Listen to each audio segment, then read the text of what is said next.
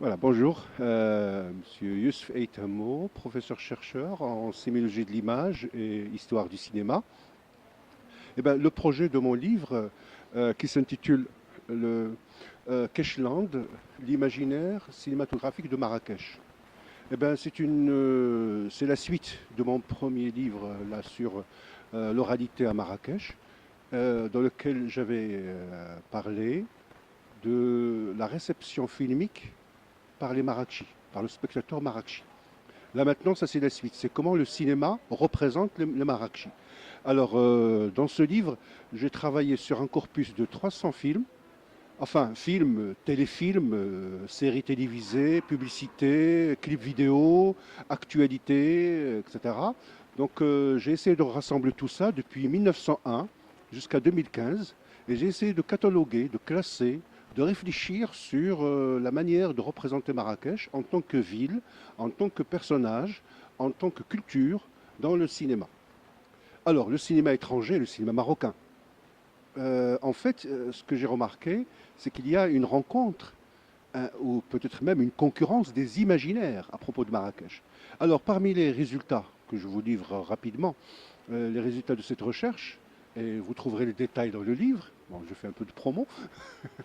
Les résultats donc, de ce travail, d'abord, c'est que Marrakech a bénéficié d'un regard qui est un prolongement, donc je parle du regard cinématographique, qui est un prolongement du regard littéraire, du regard plastique, du regard de carte postale.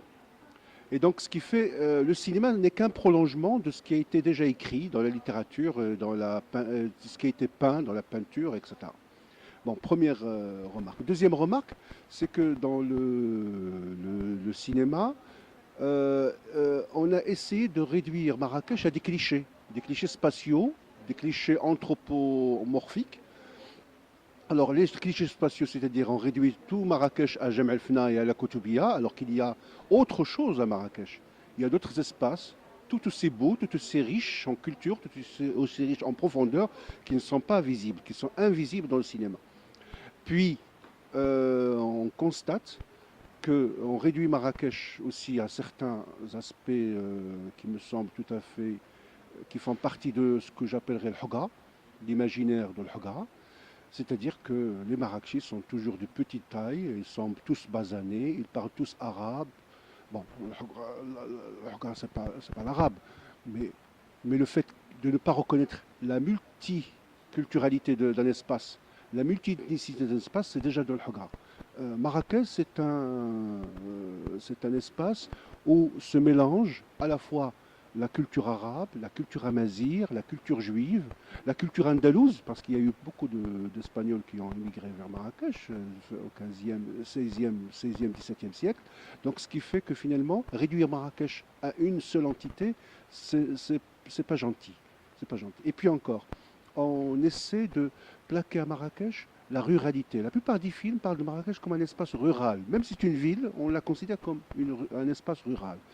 Et puis, on réduit Marrakech également à des aspects du corps. Finalement, dans les films, on considère Marrakech comme un espace du corps et non pas un espace de l'esprit. On ne parle pas des intellectuels de Marrakech. On ne parle pas des artistes de Marrakech.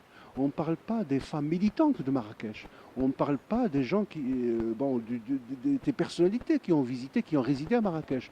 On ne parle pas de tout ça. Ça veut dire que Marrakech n'est qu'un objet du regard et n'est pas, et ne sera jamais dans le cinéma, je dis bien, un sujet du regard.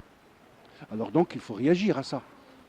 Donc il faut réagir. On demande donc à nos cinéastes justement de réagir, de s'oppositionner face à ce type de discours qui réduit Marrakech à un simple objet. C'est pas seulement Marrakech.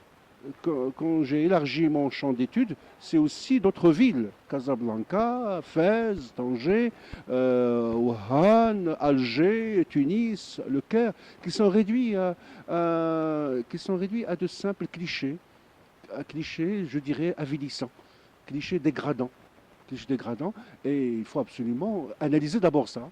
Il faut analyser ce phénomène, il faut le classer, le décortiquer pour pouvoir ensuite trouver une réponse à ce phénomène-là. Donc le livre essaie de répondre à cette problématique en général.